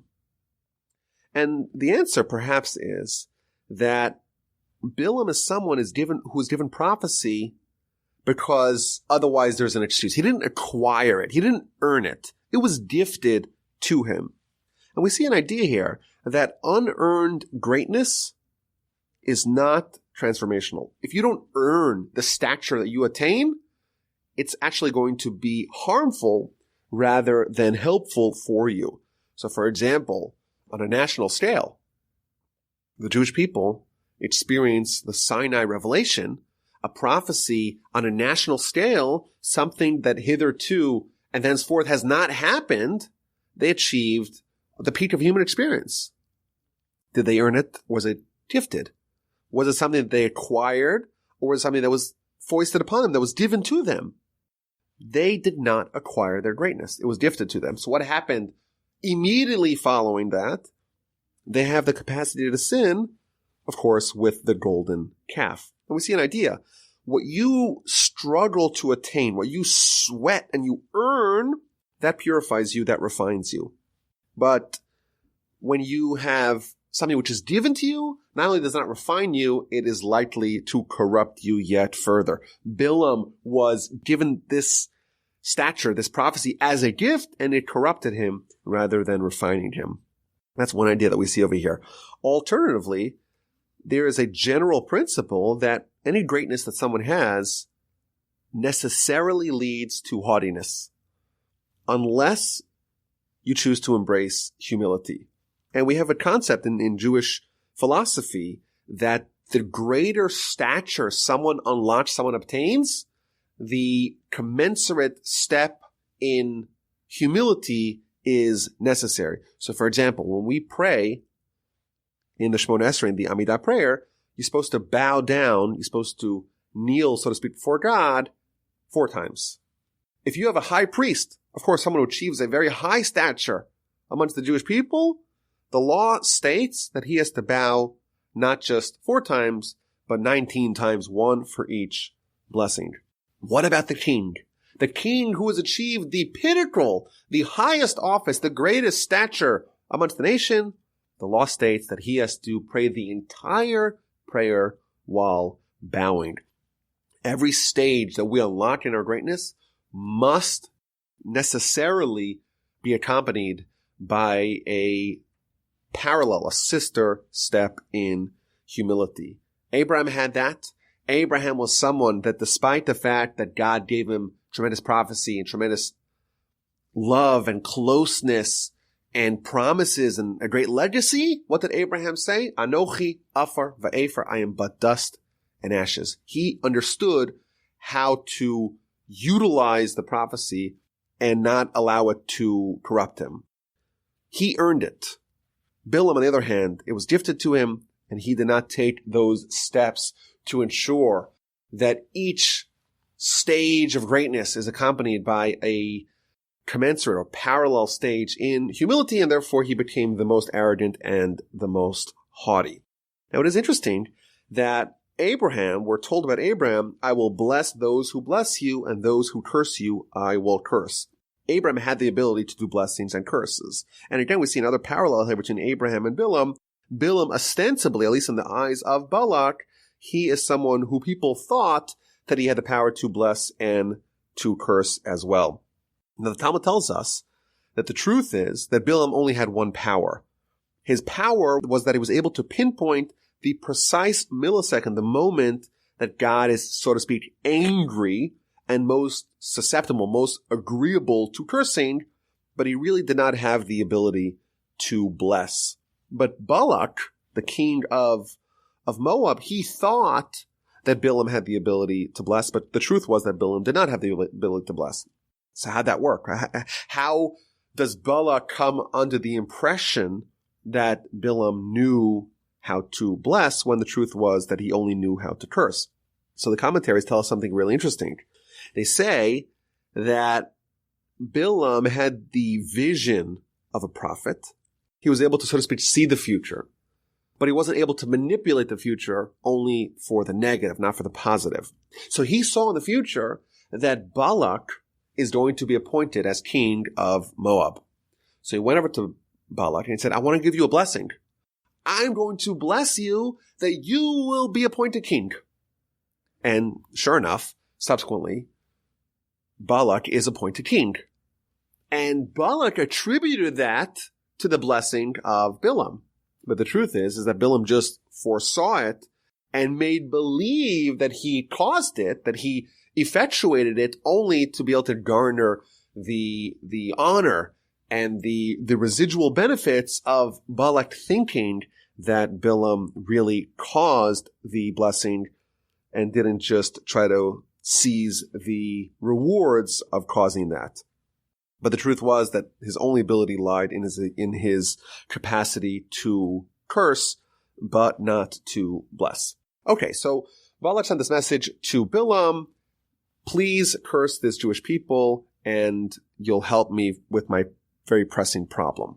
So the elders of Moab, the elders of Midian, they come and they approach Bilaam and they make the request. And he says, I have to think about it overnight. I have to see what God is going to tell me. Rashi tells us that Bilaam had prophecy, yes, but it was only conveyed to him at night. God only went to him at night. God, so to speak, snuck away to go visit him, but it was never done during the day. And Rashi adds that the prophecy of Bilaam was only at night, similar to Laban. In chapter 31 of Genesis, God came to Laban, the father-in-law of Jacob, in a dream at night. And it's interesting that Rashi makes this connection between Bilaam and Laban, because the Talmud tells us that Bilaam was actually the son of Laban, and according to at least one opinion in the Midrash, Bilaam is Laban. Of course, this would make him very old, but what it means is that there's some sort of spiritual connection between Bilaam and Laban. Just like Laban tried to uproot everything, Bilaam is going to follow in his footsteps, try to uproot everything amongst the Jewish people.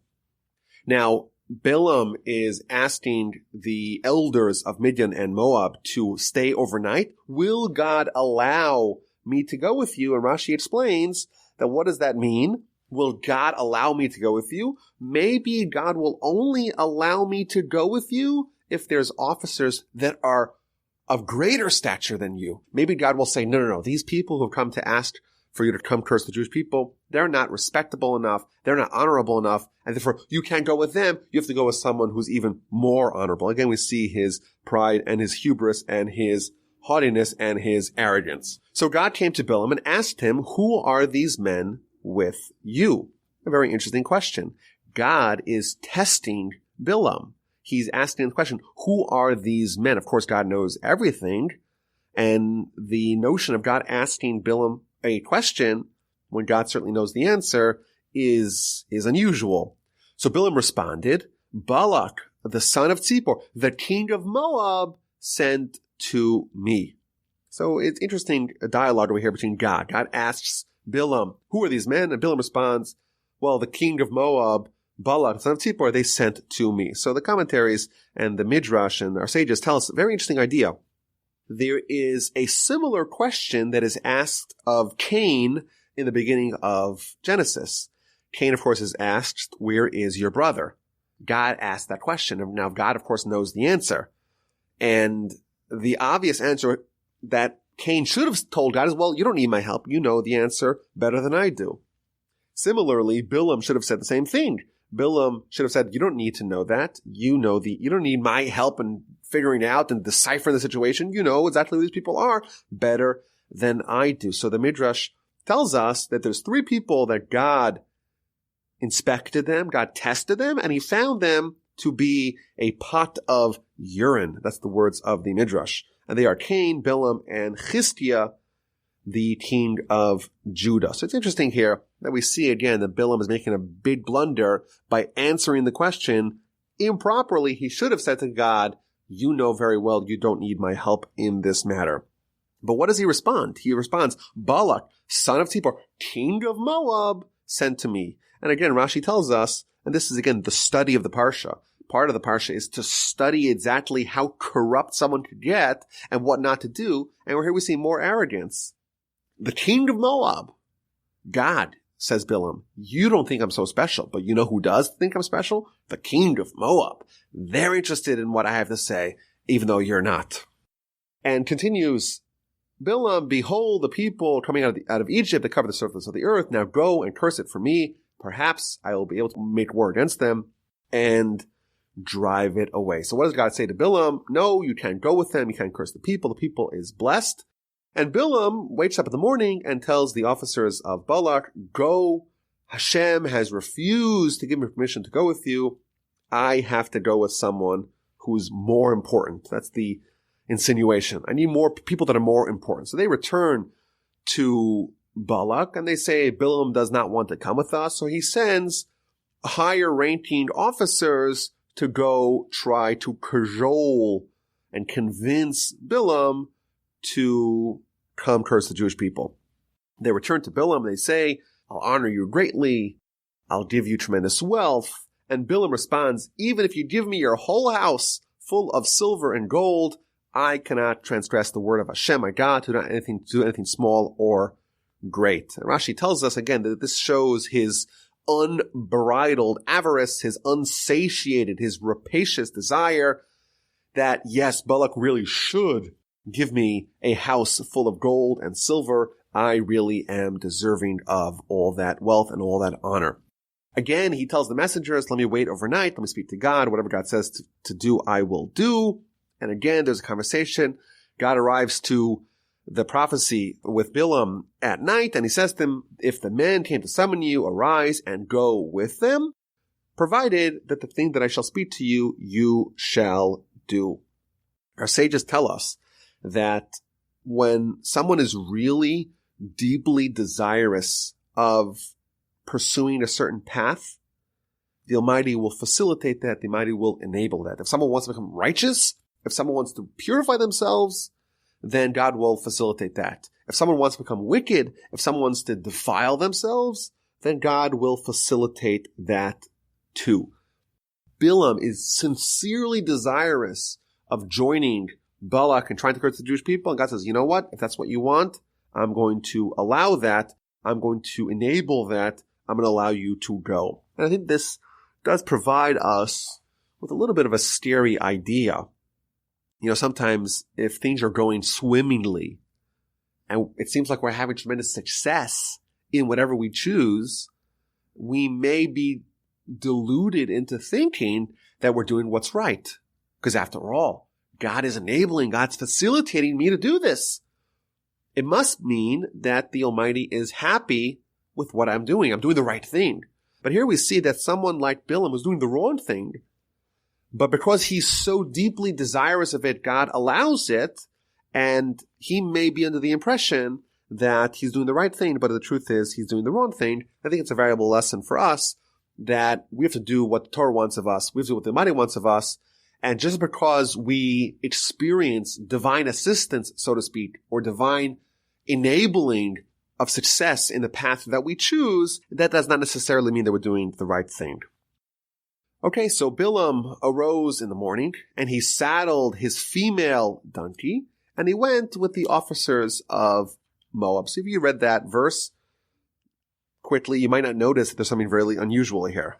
Verse 21, Bilaam arose in the morning and saddled his female donkey and went with the officers of Moab. The Torah, of course, does not give us anything that's not necessary. There's no extra fat. There's no information that we're inundated with unnecessarily. And Rashi right away tells us a very deep idea. In the seminal trip of Abraham's life, where he travels with Isaac and two other lads to bring him up as a sacrifice on Mount Moriah in Jerusalem, it says the exact same words. Abraham arose in the morning and he saddled his donkey. And this shows us two things. Number one, that there was excitement to wake up in the morning. Number two, that there was commitment to the mission, that Abraham saddled his own donkey. Abraham had hundreds of servants. He had a huge household. And of course, it's not appropriate, you would think, for someone like Abraham to saddle his own donkey. And similarly, Bilaam is really rich. And what does he do? He wakes up in the morning and he himself saddled his female donkey. And the Talmud tells us that this shows us that love corrupts the correct order and hate also corrupts the correct order. Abraham was motivated by love of God, to commit this mitzvah of sacrificing Isaac. And he was so excited, he woke up early and he harnessed his donkey himself. And of course, that's corrupting the order. Abraham should have outsourced that to someone else. But he was so enraptured, so in love with God, he did it himself. Similarly, but on the exact opposite side, Bilaam should have allowed someone else to saddle his donkey, but he was so consumed and so motivated by hatred that too corrupted the natural or the correct order, and he saddled his own donkey. And Rashi tells us that it's almost as if Abraham is the prophylactic against Bilaam. You think that your dedication to curse the Jewish people will be successful? You should realize, our sages tell us, that Abraham preceded you. He woke up early, he saddled his own donkey, and his commitment to do the will of God will be able to shield the Jewish people from allowing your curses to injure and impact them negatively. So Bilaam is traveling with his she donkey. Now the gender of the donkey comes into importance a little bit later on, and we find out from our sages, and quoted by the commentaries here on the Parsha, that Bilaam's relationship with his donkey was more than just a one of transportation. He, in fact, was someone who was romantically involved with his donkey.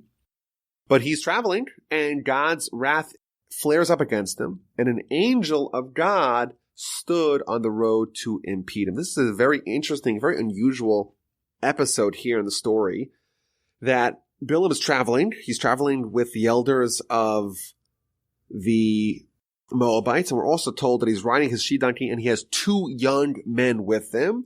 And again, this hints at the story of Abraham. Abraham also, the exact same words appear in Genesis, where Abraham is traveling with 2 young lads to go bring Isaac as a sacrifice. And here, Bilaam is traveling with 2 young lads to go bring a curse upon the Jewish people. Abraham's traveling on a donkey.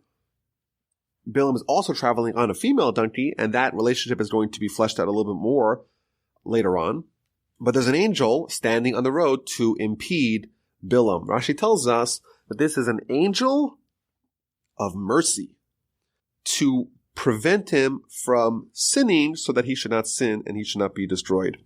Even after the Almighty acquiesced to allow Bilaam to choose his own path, to choose the path of trying to curse the Jewish people, which will not end up well for Bilaam, still he provided the possibility of Bilaam being extricated from this sin. This shows us that the mercy of God extends even after people have made the decision to commit a sin. The mercy of God is still present. So the angel is stopping or standing in the road to stop this trip, and the donkey sees the angel, and the angel has a sword in his hand. So the donkey turns away from the road and goes into the field. And Bilaam, who does not see the angel yet, he has this recalcitrant donkey and tries to hit it to go back on the road. And the angel stands in the path in the vineyards with a fence on one side and a fence on the other side.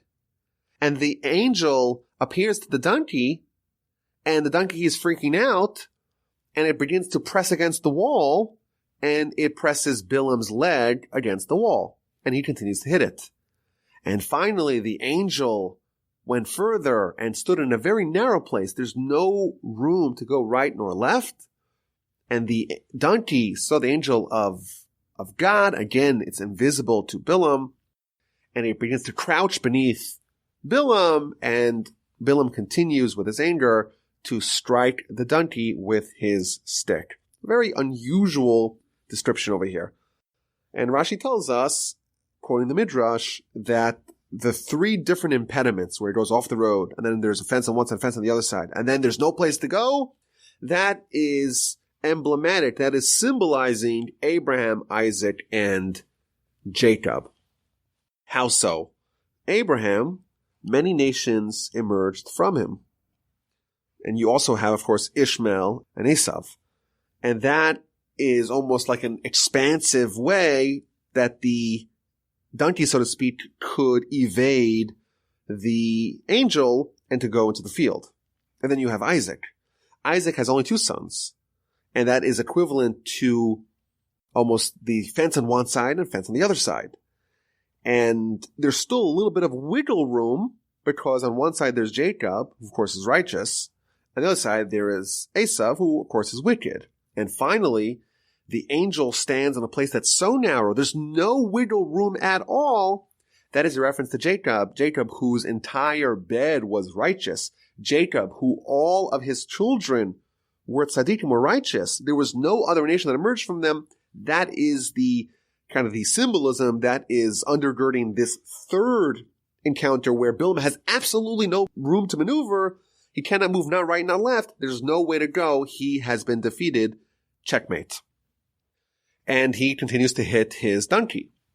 And then something even more unusual happens. Hashem opened the mouth of the donkey, and it said to Bilaam. So we have a talking donkey in our parsha. What have I done to you that you struck me these 3 times? And Bilaam responds, because you mocked me. If there was a sword in my hand, I would have killed you. And the donkey responds back to Bilaam, a whole unusual dialogue here. I'm your she-donkey. You have ridden upon me your whole life until this day. Did I ever do this to you? And he responded, and he said, no. And finally, Hashem uncovered Bilaam's eyes, and he saw the angel of God standing on the road with a sword drawn, and he bowed, he prostrated himself to the floor, and now he pivots to having a conversation with the angel. So again, this is a very, very unusual episode here. We have the donkey that begins to speak to Bilaam. So of course, there is voluminous commentaries on this whole episode, and we're only scratching the surface. But maybe an idea that we could share is that a donkey in Jewish literature, in Jewish philosophy, it represents physicality. And the Hebrew word for physicality and materialism is the same root, or the same Hebraic root, as the word of donkey. Physicality is chomer, and a donkey is chamor. And we're told in Jewish literature that Moses and Abraham, and in the future Messiah, are going to be riding on top of the donkey. And of course, the Midrash goes on to tell us that the same donkey that Abraham rode to Mount Moriah to bring Isaac as a sacrifice is the exact same donkey that Moses rode to Egypt to go save the Jewish people, and is the same donkey that Messiah will ride in the future to go save the Jewish people and to usher in the third commonwealth and the third temple. A very unusual idea. But the meaning behind it, or the basic meaning behind that, is that the donkey represents physicality. When someone rides the donkey, they have the reins, they have the control, and that symbolizes that there is a certain dominance of the soul, so to speak. The soul of Abraham, of Moses, of Messiah is in total control of their own physicality. And that enables them to have the ability to influence, the ability to guide the Jewish people to their destiny. Bilaam, he's someone who is also riding the donkey. But his relationship is a little bit more intimate with the donkey. He does have the ability, so to speak, to ride on it, but due to his decisions, the donkey becomes smarter than him. He is not on top of the donkey is almost on top of him. It asserts control over him. It sees the angel, he doesn't. It communicates with him. We're told, of course, that he copulates with the donkey as well. He's not someone who, even though he had the ability to be like Moses, to ride on the donkey exclusively, he's someone that has descended, that has lowered himself to be on par, even below that donkey. So that's the basic idea that we see over here. The Ramban, he tells us that the reason why there was this miracle of the speaking donkey is to show Bilaam that the Almighty determines who speaks and what they say, and so too Bilaam, his speech that he's setting out to go deliver now is going to be determined by God as well. Now, it is interesting that the verse tells us that when Bilaam sees the angel, God uncovered Bilaam's eyes and he saw the angel. And I think this shows us the architecture of prophecy. It's almost as if the angel is present, Bilaam is just totally unaware of its existence. His eyes were covered. And then you remove the blockades, you uncover his eyes, and right away he sees what was there all along. Similarly, we believe that prophecy, the ability to have communication with God, is present. The blockades are on our eyes, really on our eyes and our hearts, our souls. It's covered, but if you scrape away the blockages that impede our greatness, we will be restored to the state that really is the more natural state, the communication with God, the living like an angel, seeing the angel, so to speak, to be elevated to the higher level. It's not to achieve, to unlock something that was previously unobtainable. It's to remove the impediments. And the fact that the angel is holding the sword, the commentators tell us that this is foreshadowing that Bilaam will be killed with a sword very soon. So the angel tells Bilaam, why did you strike your female donkey 3 times? I went to impede it. You hastened on the road to oppose me. The donkey saw me, turned away. Had it not turned away from me, I would have now even have you killed and let it live. This is a very interesting first statement from the angel to Bilaam. Now, Rashi tells us something very fascinating. I think a very deep idea that we see several places throughout the Torah. The angel tells Bilaam, I would have killed you and let it live. But ultimately, Bilaam lived and the donkey died. So what the angel is saying, I should have killed you and let it live, but in effect, I'm going to do the opposite. I'm going to let you live and I'm going to kill it. And the reason why is because Bilaam was one-upped by his donkey. He wasn't able to respond to its rebuke. And therefore, to prevent Bilaam from being ashamed, the Almighty killed the donkey. It's a very powerful idea. Even someone as sinful, as egregious as Bilaam, when the Torah punishes him, it does not punish him more than necessary. Yes, he needs to get punished. Yes, he's going to get executed. But the fact that there's a donkey that's walking around, the donkey that silenced Bilaam, that is too much, and therefore that donkey has to be killed. Very powerful idea that even when someone is a sinner and is worthy, deserving of punishment, the Torah does not punish more than is absolutely necessary. So the angel continues the conversation with Bilaam. I have sinned. Should I go back? No. The angel says, no, go there. Go with the officers, but do exactly as I tell you. So finally, Balak hears that Bilaam is arriving. He goes to meet him, and he says to him, why didn't you come earlier? And Bilaam says, well, I'm here now. And they begin their pursuit of cursing the Jewish people. And they slaughter sacrifices, and they go to the mountaintop, and they see the edge of the people. This is another idea here. We said that Bilaam is characterized as someone who has an evil eye. And here we see he has to see the people. Abraham was someone who always saw the good in people. Abraham saw the travelers and tried to do kindness with them. And here we see, and the Ramban elaborates on this idea, that Bilaam wants to see them, and that will fuel his hatred for the Jewish people and enable him to curse them. That's the evil eye of Bilaam. It's the opposite of Abraham. Abraham sees someone and says, how can I help them? Bilaam sees someone and says, how can I exploit them? How can I curse them? And of course, another major difference between Abraham and Bilaam is that Bilaam is going to begin his process now in chapter 23 to try to pray to destroy a nation that's righteous. And of course, Abraham, he was the one who prayed, but not to destroy the righteous, the exact opposite, to save, to spare the wicked of Sodom and Gomorrah. So chapter 23 begins, Bilaam said to Balak, build for me 7 altars and 7 bulls and 7 rams. In order to facilitate his curse, he needs to have 7 altars. Why does he need to have 7 altars? So there's a few different explanations given by the commentaries. For one, we're told that there are 7 righteous builders of altars, and therefore In order to counteract them, to thwart them, you have to have 7 altars to counteract them.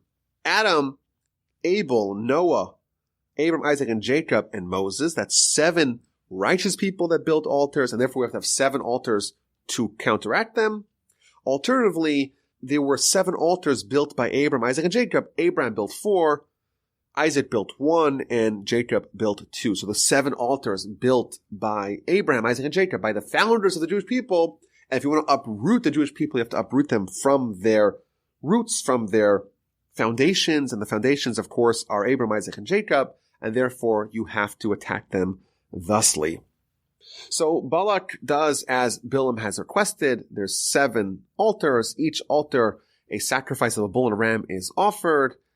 And Bilaam tells Balak, okay, now you go stand by the sacrifice, and I'm going to go talk to God, and whatever God tells me to say, I'm going to say. And the Talmud tells us that really this was a miracle because Bilaam knew the exact moment that God was susceptible to cursing, i.e. to cursing the Jewish people. And for those days, God temporarily ceased having that moment of anger, the moment of agreeableness to cursing, and therefore Bilaam did not find an opening. Of course, this is a very advanced idea. What does it mean that God for a moment, for a second, for a millisecond is capable of being urged to curse? It's a very interesting theological idea, but that's the basic idea that our sages tell us in the Talmud. And God tells Bilaam, okay, I have a message for you. Go say this message. And this begins the blessings of Bilaam. He's going to try to curse them, and God's going to turn it on its head and force him to bless the people in the exact way that he wanted to curse them. He wanted to curse them in specific ways, and we'll see them not by the curses, but by the opposite. There are blessings that were the exact opposite of the curses that were intended. And it's interesting that a lot of these blessings became part of literature, part of our liturgy. In fact, in the morning, we say some prayers that come from Bilaam, because Bilaam, he epitomized the nation. He was able to describe and identify the characteristics of our nation for the positive. In fact, the Talmud even says that there was a decision, or at least there was a discussion, whether to include Bilaam's blessings in the daily Shema, ultimately, because we didn't want to encumber the people. It was not included, but it could have been. It was that good. So he begins his first blessing from Aram, Balak, king of Moab, led me to the mountains of the east, and they're very poetic and very beautiful. Balak wants me to curse the Jewish people. How can I curse them? God is not cursed. How can I anger? God is not angry. Again, that's the idea that God did not get angry during these days. From its origins, I see it rock-like, and from the hills do I see it. Behold, is a nation that will dwell in solitude and not be reckoned among the nations. Rashi tells us, what does it mean that Bilaam is describing its origins? He's talking about Abraham, Isaac, and Jacob. I want to uproot them, but their origins are very strong. A nation that will dwell in solitude, and that, of course, has been true throughout our history, that we're different, we're isolated, we're in solitude, we're not reckoned amongst the nations, and that could be one way or the other. If we try to assimilate, if we try to acculturate, if we try to be any nation like the nations, that necessarily will awaken what we call anti-Semitism, which, according to Jewish philosophy, is the irrational hatred that God implanted to ensure that this remains true, that we're a nation that will dwell in solitude. We're a nation that will not be taken off chart, off our path of bringing the world to its completion, of completing the mission of Abraham. Who has counted the dust of Jacob, or numbered a quarter of Israel? May my soul die the death of the upright, and may my end be like this. Bilaam is so consumed with all the Jewish people, he's hoping to die the death of the righteous. And of course, this does not sound like what Balak had signed up for. He says, I don't get it. I called you to curse them, and now you brought a blessing to them. So Bilaam responds, well, this is what I told you. Whatever God tells me to say, I'm going to have to say. So instead, they make a decision to change locations. We're going to go to a different location. We'll see a different part of the nation. Maybe that will allow us to find an opening to go curse the Jewish people. Now, it's interesting. When Abraham prayed, and he was also rebuffed, his prayer to save the people of Sodom and Gomorrah was unsuccessful. It's clear if you compare the verses that Abraham returned to the same place. And here, Bilaam is unsuccessful and he goes to a different place. And what that tells us is that Abraham attributed his failed prayer to the merits, whereas Bilaam attributed it to the place. There was all kinds of circumstances. It's the place, it's the location, maybe a different angle, and maybe then it will work. Maybe then my cursing will be effective. He blames the circumstances, whereas Abraham blames himself. And again, they go to a different location. Again, they bring sacrifices. Again, Bilaam gives another blessing, and he tells him God is not a man that he should be deceitful, nor a son of man that he should relent. Would he say not do, or speak and not confirm? You want to kill the Jewish people. You want to destroy the Jewish people. But he promised that he's going to give them the land of the 7 nations. He's going to give them the land of Canaan. How could you possibly even conceive to try to kill them in the wilderness? Behold, to bless I have received. He has blessed, and I shall not contradict it. God wants me to bless. I can't do anything about it. There's no iniquity in Jacob. There's no perversity in Israel. Hashem, his God, is with him, and the friendship of the king is in him. Even when the Jewish people do sin, it does not register, or certainly does not diminish their stature that we have with God. It is God who brought them out of the land of Egypt, according to the power of his loftiness. There is no divination in Jacob. There's no sorcery in Israel. They have a direct connection to God, the Jewish people. They have real prophets. Even if they don't have real prophets, they have the Urim and the Tumim. They have a direct link to God via the prophets, and therefore they don't need to resort to gurus, to sorcerers, and to necromancers. Behold, the people arise like a lion cub and raise itself like a lion. It will not lie down until it consumes its prey and drinks the blood of the slain. Again, a monumental blessing. And of course, Balak is further disappointed. And they, of course, continue to go to a different place, a third place. Maybe then they will be successful in cursing and attacking the Jewish people. So chapter 24 begins again with a third blessing that is foisted upon Bilaam by God. Bilaam raised his eyes and saw Israel dwelling according to its tribes. Our sages tell us what that means is that each opening of the tent was facing away from a different opening. Everyone was living modestly. That's one of the hallmarks of our nation. It's our path to salvation. The reason why we survived, or one of the reasons why we survived the curses of Bilaam was because of this. The Spirit of God was upon him. He began again with a very poetic, a very beautiful, a very stirring blessing. This is the words of Bilaam, the man with the open eye. Our sages tell us that he was blind in one eye. How goodly are your tents, O Jacob, your dwelling places, O Israel, stretching out like brooks, like gardens by the river, like aloes planted by Hashem, like cedars by water. Again, very beautiful, very poetic, very stirring. Water shall flow from his well. And by the way, the commentators, of course, tell us what it all means, what the deeper insight behind it. And his seed shall be by abundant waters. His king shall be exalted over our God, and his kingdom shall be upraised. And of course, it continues again and again. Balak is beside himself.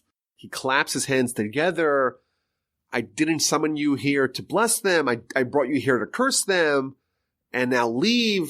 You wanted honor. You're not going to get any honor. It's been withheld from you. And again, Bilaam responded, there's nothing I could do. I told you ahead of time that I am totally beholden to the will of God. Whatever he tells me to say, I must say.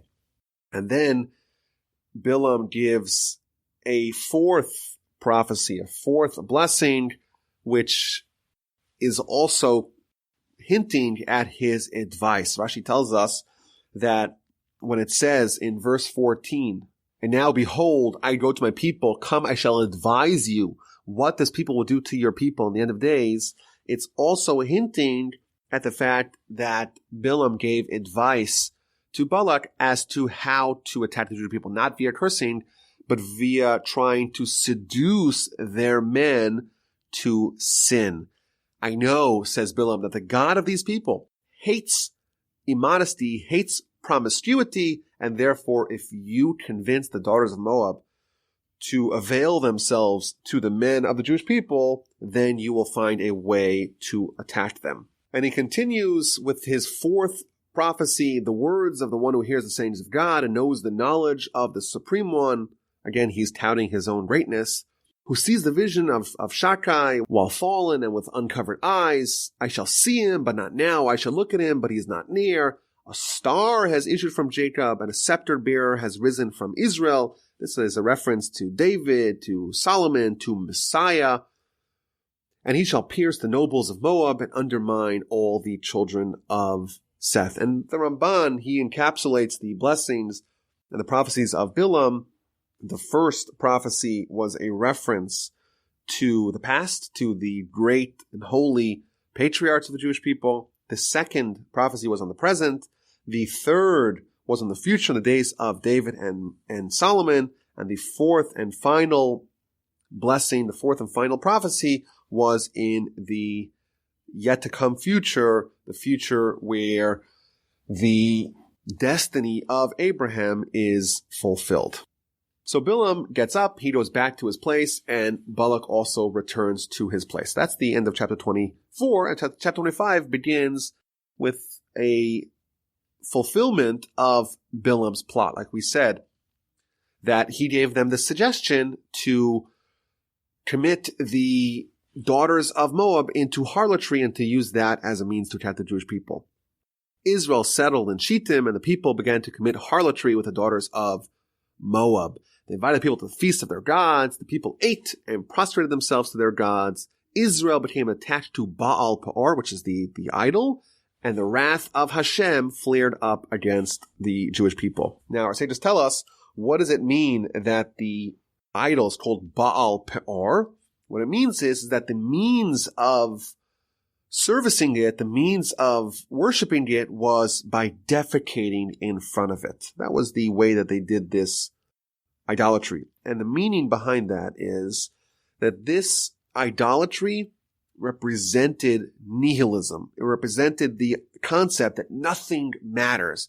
We're all eventually like refuse, like waste. We have no life, no value, no continuity. It's all ending up as compost. We're just going to decompose. We're just like the defecant, that we have no value. That's the idea behind this idolatry. And therefore, of course, if you have no life, if you have no eternity, if you have no soul, then everything that you do should be just to maximize your own personal and carnal pleasure in this world. And of course, we believe that the exact opposite is true. Everything has value. Everything has continuity. And by the way, even the fertilizer is used from the refuse, from the waste that is produced. Nothing is for naught. And what do the people do? What do the Moabite women do? They give them to eat. It's interesting. They give them to eat and they prostrate themselves. And an interesting idea. We know that the Jewish people at the time were still eating manna. Manna does not produce anything that must be defecated. And therefore, the only way to get the Jewish people to do this form of idolatry was if they ate regular food with the Moabites, and that made this form of idolatry possible. So the nation became attached to Baal Peor, and God's anger flared against them, and a plague began killing members of the Jewish people. And Moses tries to intervene, try to prevent this plague from continuing by executing all the people that were attached to Baal Peor. And amidst this entire plague, something very unusual happens, and the leader of the tribe of Shimon, he seizes a Moabite princess, and he brings her to Moses. Behold, a man of the children of Israel came and brought a Midianite woman near to his brothers in the sight of Moses and in the sight of the entire assembly of the children of Israel, and they were weeping at the entrance of the tent of meeting. Zimri, the name of this head of the tribe, he grabs this Moabite woman and he comes to Moses and asked, is this woman allowed or is she not allowed? And of course he says she's not allowed. And he says to them, okay, well, what difference exists between this woman, this Moabite princess, and the Midianite woman, the daughter of Jethro, that you married? And the answer, of course, is that Moses married her before Sinai. This is already after Sinai. But regardless, this shows the state of the nation after they capitulated to the Moabite women and their seductions. And this man, Zimri, he begins in a very public fashion to copulate with this Moabite princess. And the nation is crying, and there's various reasons given here why they were crying. One of the reasons is that no one knew what to do. And amidst this terrible state, Pinchas, the son of Elazar, the son of Aaron, the Kohen, this is the grandson of Aaron, he saw what happened, and he remembered the law that when someone is behaving in such a fashion, in a very public way, they are vulnerable to being extrajudicially executed. He stood up from among the assembly, he took a spear in his hand, and he followed the Israelite man into the tent, and he pierced them both. He made a skewer out of Zimri and Cosby. These were the people that were doing the sin, and the plague was halted. But 24,000 people died in that plague. It's a very unusual way to end the parsha.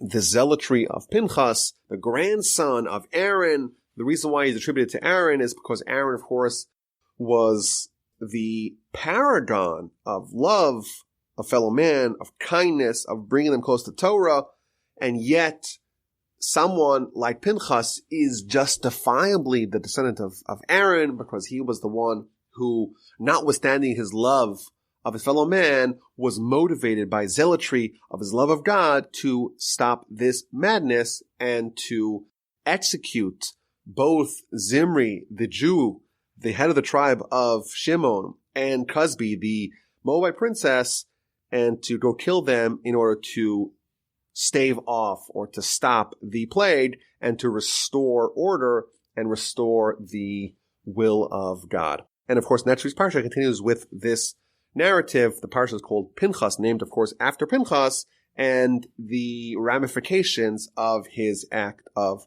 martyrdom. Thank you so much for listening. My name is Rabbi Yaakov Wolbe from Torch in Houston, Texas. The email address is rabbiwolbe@gmail.com. I look forward to speaking to you next week.